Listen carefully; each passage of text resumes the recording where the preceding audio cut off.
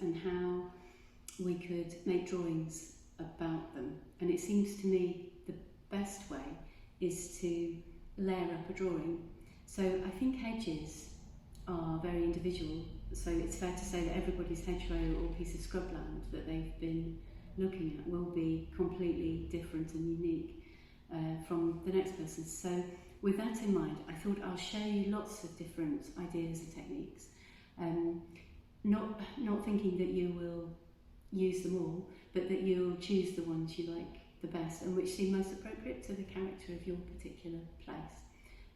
The other thing I was thinking is that really the nature of a hedgerow is that it grows and evolves slowly over time, and you get this lovely kind of layered complexity, and it all sort of weaves together. So I thought, why don't we try and make a drawing that does that? So we'll try layering up a drawing, and I'll show you lots of techniques, and you just choose the bits that you like. So I thought we'd start with some backgrounds. I'm going to start with acrylic paint. This is fluid acrylic, which you might have. If you don't, it's absolutely fine. Any paint will do. If you've got normal acrylic, I would just add a bit of water to it to thin it down a bit. Equally, watercolour would be fine if you've got watercolour. So you can see I'm just being fairly splotty with it. That's a technical term. Right, so I'm going to use a piece of cardboard and just move it across like this. So what we're doing is we're staining the pavement. I think this helps to get over the feeling of white paper that can be a bit off-putting. And then when you're happy with how it is, I would use a brush then. So I'm just going to take a brush with some water and drop that in while it's wet. Look, you can see how you're going to get different effects if you do that. When we draw on top, you'll find some of these textures from beneath are visually interesting, and they suggest that lovely depth you get when you're looking close to a hedgerow. So the next background I thought we might try is, well, I picked up a few twigs from the hedge I was looking at, and I wondered, this one's got a nice sort of texture. I'm taking a candle and I'm just rubbing a bit of wax in places, so I'm using the twig to provide some sort of dynamic composition lines, I suppose.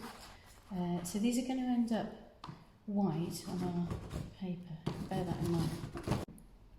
Take a brush, plenty of water. I'm going to mix a fairly dark and also fairly fluid, watery colour, and then just brush it on, and you'll see how it resists where the wax is. And then I'm going to tilt it and just let it merge and do its thing. I quite like some of the effects you'll get, what you wouldn't be able to paint. And bear in mind this is a background, it can be really quite interesting to have these weird little things happening. The other thing I thought we might think about is texture. So one thing I was playing around with the other day was making little puddles of colour like this. So this is watercolour, and you'll see I've made it quite intense colour because watercolour always dries a bit paler than you think it will. So make some sort of little puddles of different colours. Collect. They want to be fairly watery. And then if you collect some leaves, now I've chosen quite soft leaves, the waxy ones won't really work. If you place this into you while it's wet, put it into your paint like that. Be a bit delicate with them. And try and place them quite carefully, push them down, and then the trick is to leave them completely until the paint's dry, so that might take all day. But you'll see how already the paint's starting to move around the leaf. If you're really patient and you let that dry completely, you will end up with a sort of impression a bit like that. So then I thought we might look at texture next. I've still got a bit of that acrylic on the cardboard that I was making the ground with earlier, so I'm just going to use what's on there. Thinking about the main branches of my hedge. I'm actually working from memory because we're doing this inside. But you can see how sometimes using a piece of cardboard, so I've got a few different colours on there, and I'm just going to accept that I'm only semi in control of where this is going. And sometimes that can be quite nice. It's also quite thick, the paint, so play around with that. You'll find you can do all sorts. I mean, if you want to get into thicker paint, dip it right in and use it a bit like a palette knife. You know, you can really get good with the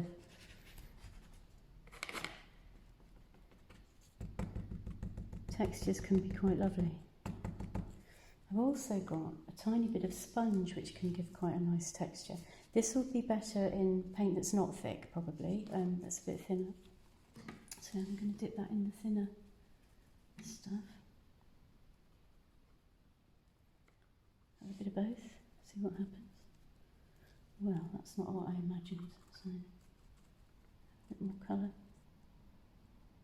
I think this is the whole thing, is just to experiment and see. So you will get very different marks, look, with a sponge. You can draw with it. And I think an interesting hedge drawing will have lots and lots of different marks. And there's really no end. So this has got some sort of rough edge, which might be quite nice for scraping and scratching. I think if you think about texture, it's all about building layers. And if you get a bit you're not very happy with, don't worry, let it dry and then come back to it and draw on top. Now, taking that idea of using texture a bit further, I've got some, well, this is actually gesso. Acrylic paint, white paint would be absolutely fine, any type. Or for that matter, house paint would work, anything really. And I'm just going to try what would happen. I've broken a twig, look, and just see about actually dipping it straight in the paint. And just experimenting really with different marks and lines. And I think sometimes it can be quite nice to get in there with your fingers as well. And don't worry about the mess, she says. I think, you know, sometimes painting is a bit messy, and I think that's okay. Because you'll find your fingers, look, do this nice merging, which is a bit hard to do with a brush. Obviously it's worth having a cloth on hand. But while this is wet, if you then take a twig or the wrong end of a paintbrush, you can draw in, back through. So this can be quite nice. If we're thinking about building our layers, it's quite a nice way of building up interest. Obviously, if you use different, twigs are such a gift. If you use different sizes, obviously you're going to get different marks. So now I'm going to build on that with extra, more careful lines, with ink this time. Don't worry if you don't have ink, you could just as easily use a felt tip or a biro. I'm going to use ink because I have it and I like dipping twigs in ink. Equally, you could use a pen or a brush, or you could just thin your paint and use that. So I think it can be quite nice to have carefully observed lines. So I've got a sprig of hawthorn here that's quite helpful, so I'm going to just use my twig to draw a few bits from life. Really, I think ideally you would do this in front of the hedge. I'm afraid Cumbrian weather isn't always very helpful in that respect.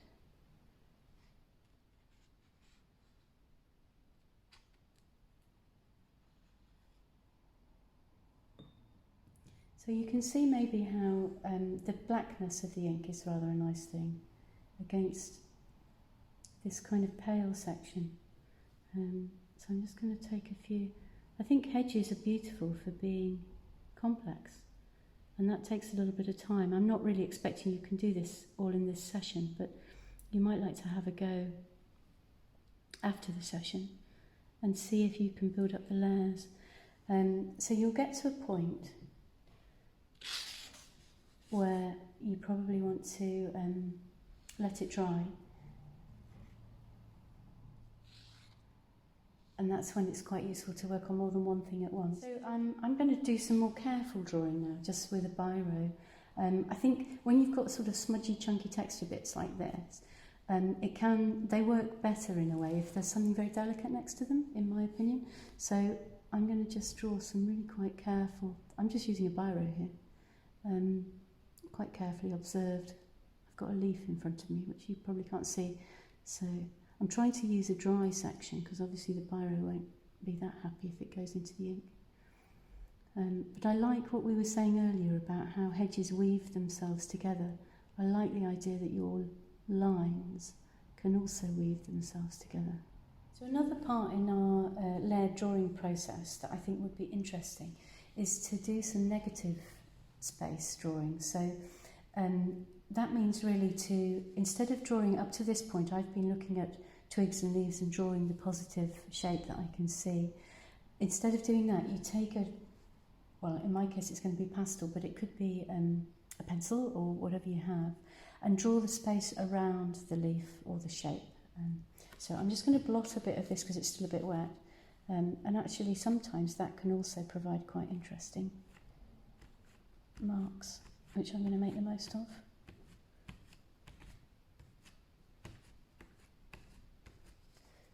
Okay, so I'm going to take a piece of pastel, but you could use white paints, or you could just use a felt tip that's a different colour. It can be interesting to play around with these grounds and have bright colours as well. So back to our drawing, if you focus, instead of the actual twig, focus on the space left in between twigs, which you'll find in a hedgerow can sometimes be quite interesting and dynamic. This is what I meant by a layered drawing, is that each time your viewpoint will be very slightly different. You'll maybe notice different things. And so, in fact, the drawing becomes a sort of record of all your watching and observing. So you can take this as far as you want it to go. You could, you could take the option that you actually block in sections as well, which again will add something different, a whole different sort of dynamic. And then when everything's dry, which this isn't quite, but it nearly is, I would suggest looking at it as a drawing then, and making some choices about which bits you like, which bits you don't like. So you might want to embrace collage and actually glue some sections on, so these are just bits from the newspaper. And you can add nice shapes and interesting structure by a combination of cut and torn lines. Equally, I should say that when I talk about this being a drawing, I mean that in the broadest sense. So your drawing could be made up of words, it could have fabric, it could have paint, it could be just pencil, it could be whatever you want it to be. I don't see drawing as having limits. So if you want to, you could, obviously build this up as much as you want, but you can see how maybe you could arrange things. I'm going to actually use a bit of charcoal on mine, and I'm just going to draw on some of the sections that I think could be a bit more defined.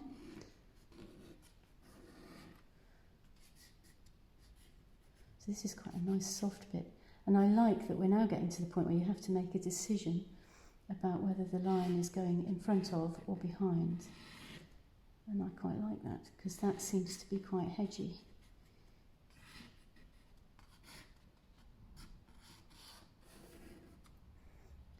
And in this way you can start to build up a really quite intricate pattern as well. So bear in mind that the charcoal can be used, you could use it on its edge as well if you want to block some sections out. Charcoal is a beautiful thing, very soft and delicious.